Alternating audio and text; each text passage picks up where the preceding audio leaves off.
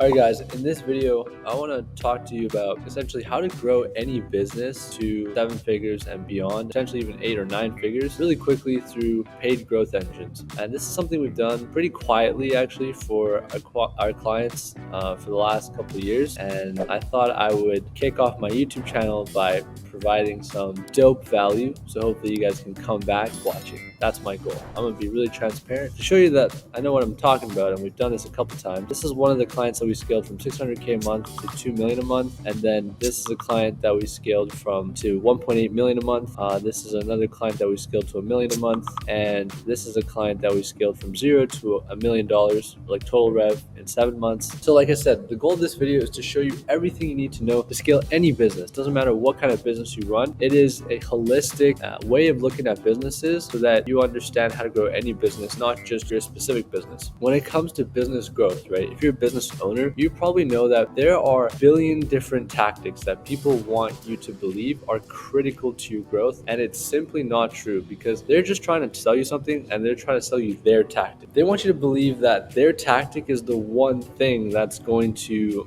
make your business successful, right? So they want you to believe that it's just this Facebook ads tactic, or it's just this webinar funnel, or whatever it is. But that's a bunch of BS. Like, business growth is complicated and there are a lot of things that go into it. So anybody that's trying to sell you a silver bullet tactic, probably full of it, you should be cautious of believing that. But this entire video aims to show you the fundamentals of growth, right? So if you understand the fundamentals, then you know where the tactics actually fit in. And every business and their growth is a unique puzzle. And depending on the size of the business where it's at, it's basically just missing some or all of the parts I'm about to talk about. And once you understand this, you'll be able to grow any business with clarity. So at a high level, this is what business growth consists of. You need to have strong growth fundamentals, right? These are the things that are under that. And then once you have that, you need an acquisition strategy. So how are you going to acquire customers? Because for most businesses, that's how you grow. You get more customers. And then you need sales assets, right? We'll talk about that. And then also the acquisition channels. Where do you actually acquire the customers? And then after that, we need to learn and iterate. How do we make our assets and our channels more efficient to acquire more customers more efficiently? Starting with pillar one, we have growth fundamentals. It consists of your product and your offer, right? Is what you're offering actually valuable, and do people actually want it?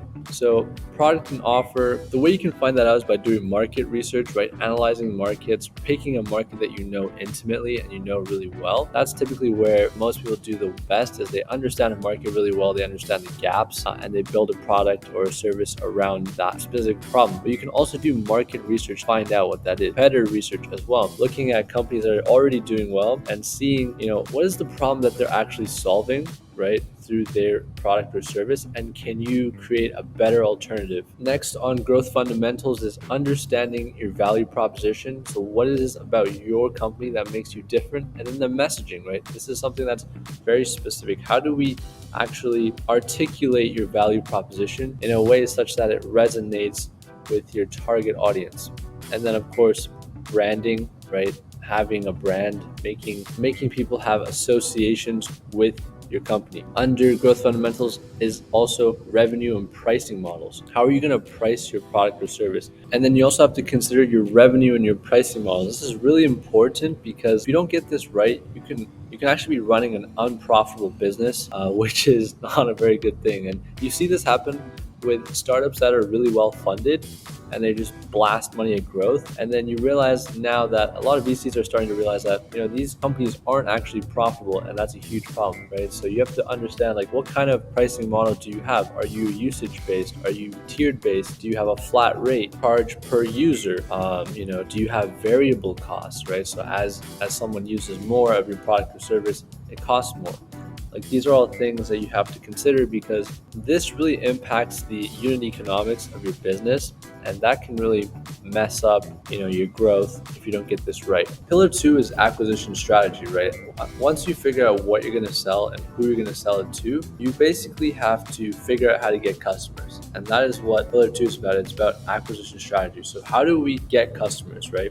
And when it comes to acquisition, there are two main models in business as a whole, right? There's product-led growth, which is you're letting your product help grow the company. So this would be something like ChatGPT, where the product is just so good that that's what it kind of sells itself, right? And you're essentially facilitating, helping the product get out there and helping people experience it so that they can really enjoy it and then latch on. The other is channel-led growth. When I say channel, this could mean paid ads, this could mean sales. There's a bunch of different channels that, and I'll talk about that you can use to grow your business. And so a lot of e-com businesses are channel-led growth.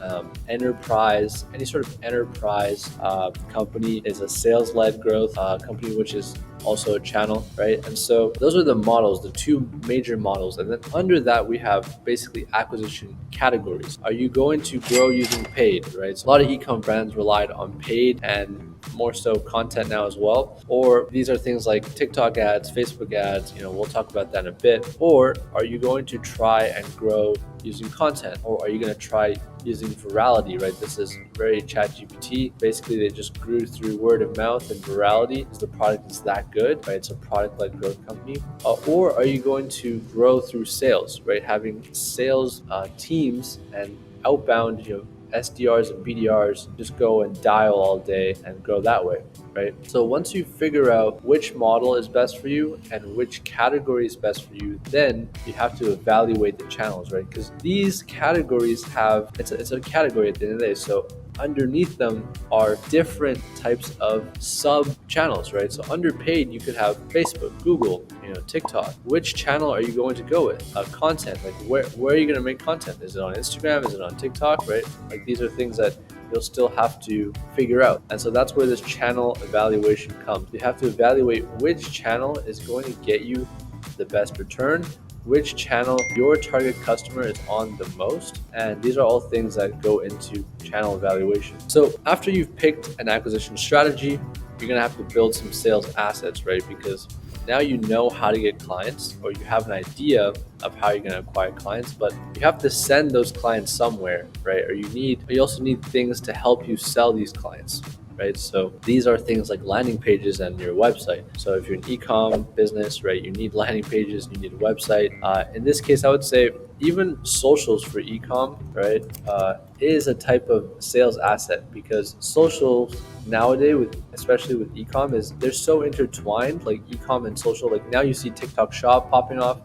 That's why, is because it's almost like social is a part of e-com, and so socials can even be a sales asset itself. If you're a SaaS company, you need things like onboarding flows, right? When somebody hits your website, you need a way to be able to get them onboarded and into your product as fast as possible so they can experience the product and actually get value from it. I think the idea here is how quickly you can deliver them the core product value, right?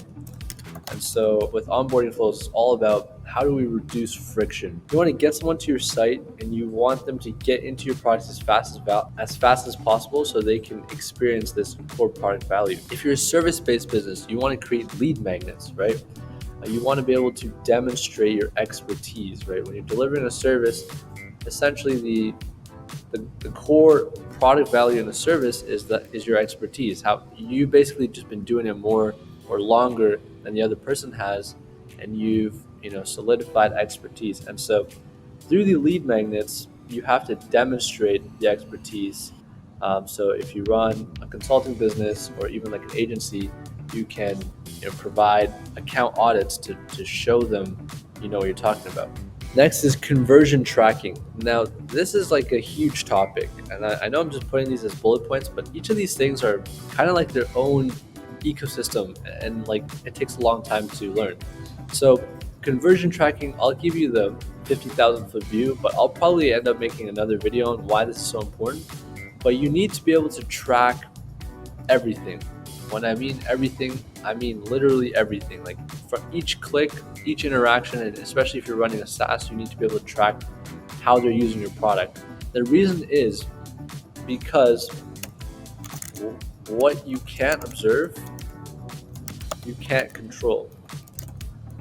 And so in order to influence the behavior of your prospect, right, if you want them to take a certain action, you need to be able to measure what they're doing so that you can influence those behaviors, right? So for example, on a landing page, if you want them to click and buy your product, you need to be able to track that first. Otherwise, if you can't even track what they're doing, then there's absolutely no way you're going to be able to measure it and improve it. Conversion tracking can really be boiled down to measuring what your prospects are doing, and through changing the assets that we have, influencing their behavior. And also, when you're running paid, this is super important to have because you want to be able to pass back certain optimization events to the platforms so that it can learn and get smarter. This is not done well by a lot of companies. I've audited companies that do $7.8 million a month, and they still don't have this done properly, and it's which is why they're probably less efficient than their competitors. Another sales asset is creatives when you're running paid, and this is pretty self-explanatory, right? Making good ads that people actually want to click on. And then emails and marketing automation, so retention, right, in an e-com brand, and especially also in just having a good email list so that the people that know you can bring them into your ecosystem and nurture them long term. So now we have growth fundamentals. We know what we're selling, and we know how we're charging for it. We know how we're going to acquire clients. We have sales assets, and based on your channel evaluation, you have all these different channels to pick from, right? You have Facebook ads, Google ads, TikTok ads, and all these different ad platforms. And this is where the typical agency lies, right? You see a lot of these 2 or 3 man Facebook ad agencies, right? Or Google ad agencies. And these are the people that will tell you that their service is going to help you grow and solve all your problems. When now you should know that it's only one small thing in a big overall picture, right?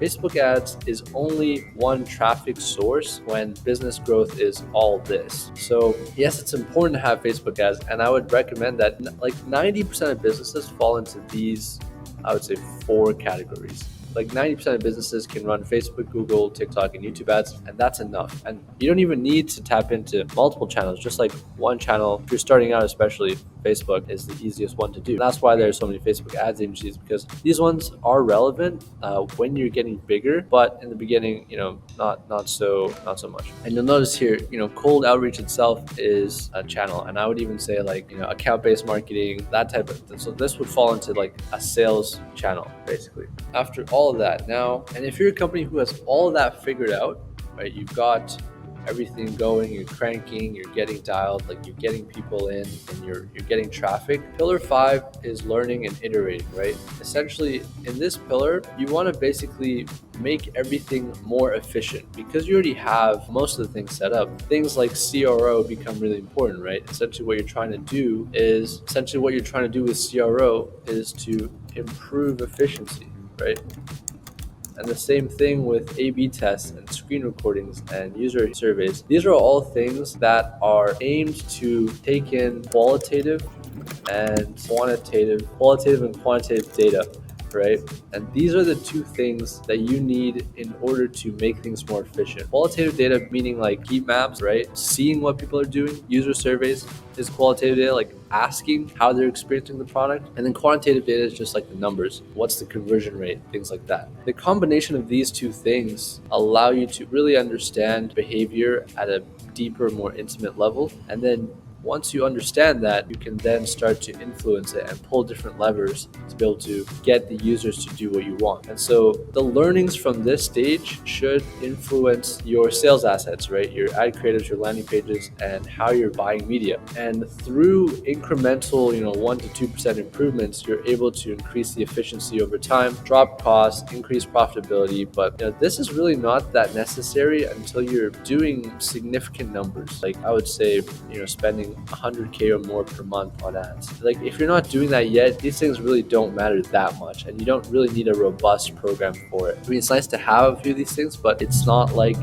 they're extremely critical for your business. So hopefully that was helpful and insightful on understanding how business growth actually works. Now you know that there are only 5 pillars you really need to focus on, and there are truthfully, a lot of things here, and each thing you'll realize is its own different thing that requires skill and time to master. So maybe you've got a few of these things dialed, but I guarantee you don't have all of these things dialed, which is why you're not making 7, 8, multiple 8, or even 9 figures yet. Hopefully this was helpful. What I would do now is assess where you are in your business to see what you're missing, and then either hire someone to do that thing for you or learn that skill yourself and become good at it enough so that you can plug these holes and start to grow your business. So if you enjoyed this video, give it a like and subscribe for more bangers like this. I'll try to put out one of these every week going forward, and I'll see you in the next video.